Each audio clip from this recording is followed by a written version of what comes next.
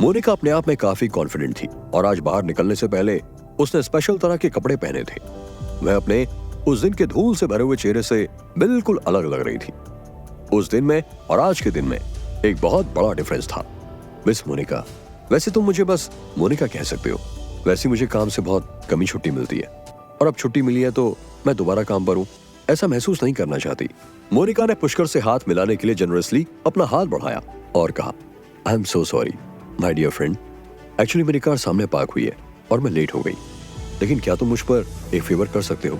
क्या सिर्फ हम दोनों ही डिनर नहीं करेंगे? तुम्हारे और भी कई दोस्त वहां होंगे, उर्वी और अयान भी हैं, उर्वी और बाकी लोग। आखिरकार पुष्कर को याद आ गया था कि मोनिका नाम इतना जाना पहचाना क्यों लगता था। हालांकि उर्वी और अयान कुछ समय तक एक साथ रह रहे थे, लेकिन अयान ने बाद में उर्वी को छोड़ दिया था और जिस लड़की से उसने उर्वी के बाद दोस्ती की थी उसका नाम था मोनिका। उस समय पुष्कर की कोई हैसियत नहीं थी। उसने बस इतना सुना था कि अयान की जिंदगी में कोई और लड़की है जिसका नाम मोनिका है। ठीक है, कई लोगों का इनका ग्रुप एक साथ फ्राइड फिश की शॉप पर पहुंच गया, इसलिए सभी का स्वागत किया गया और सबने अपने लिए एक एक सीट ले ली। मोनिका दीदी, आप पुष्कर को कैसे जानते हो? मोनिका को पुष्कर ने बिल्डिंग वाले इंसिडेंट के समय चेतावनी दी थी कि उस दिन की घटनाओं को ऐसी किसी को भी ना बता दे। मैं एक बार एक गैंगस्टर के चक्कर में पड़ गई थी और तब पुष्कर ने ही मेरी जान बचाई थी। Oh no. मोनिका दीदी, क्या आप ठीक हैं? मैं तो बिल्कुल ठीक हूं, लेकिन गैंगस्टरों से तो पुष्कर लड़ा था। तुम्हें उससे भी पूछना चाहिए कि क्या वह ठीक है या नहीं। हाँ, लड़ने में तो वह सबसे आगे है, वह तो ठीक ही होगा चाहे कुछ भी हो। और मुझे अपनी जान बचाने के लिए पुष्कर का शुक्रिया अदा करना ही होगा। मोनिका दीदी, आप इतनी जल्दी भी शुक्रिया अदा मत करो। आप उन गुंडों को आप पर हमला करने के लिए किसने भेजा था, ये कौन जानता है? पुष्कर ने अपना चेहरा रचिता की तरफ घुमाया और उसे शांत निगाहों से देखा, लेकिन कुछ कहा नहीं। क्या? मैंने तुमसे तो कुछ कहा नहीं, तो तुम मुझे क्यों देख रहे हो? क्या तुम गिल्टी हो? अयान और मंगल बस चुपचाप देखते रहे और कुछ भी नहीं बोले।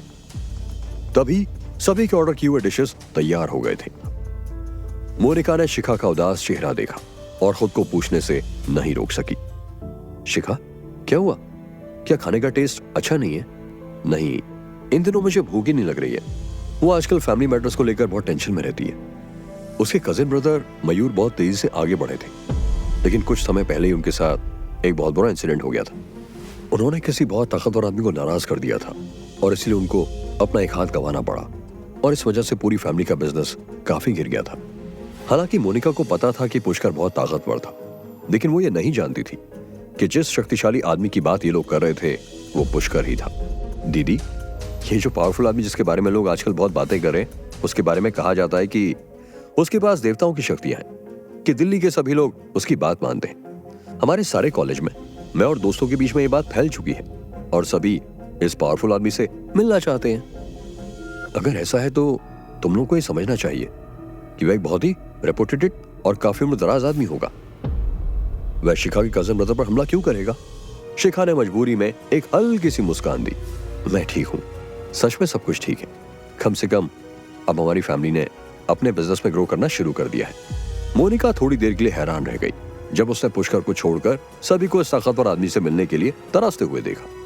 पुष्कर जो कि चुपचाप मछली खा रहा था, उसके लिए मानो इस ताकतवर आदमी की कहानी की कीमत उस फिश फ्राई से बहुत कम थी। कितना अच्छा होगा ना अगर मैं एक दिन उस महान आदमी से मिल पाई तो। क्या तुम उससे शादी करना चाहती हो या उसको अपना टीचर बनाना चाहती हो? तुम भी क्या बकवास कर रही हो? मैंने सुना है उस आदमी के बाल पूरे सफेद हैं, उनकी उम्र कम से कम 100 साल से ज्यादा होगी। उर्वी ने पुष्कर पर चुपके से निगाहें डाली और देखा कि वह केवल मछली खाने पर ध्यान दे रहा था, यहां तक कि उसने एक बार भी मुड़कर नहीं देखा था। बकवास मत करो, मैं बस पढ़ना चाहती हूँ और कुछ बनना चाहती हूँ। असल में भले उस ताकतवर आदमी के बाल सफेद हैं, लेकिन मेरे एक दोस्त ने उसे देखा है।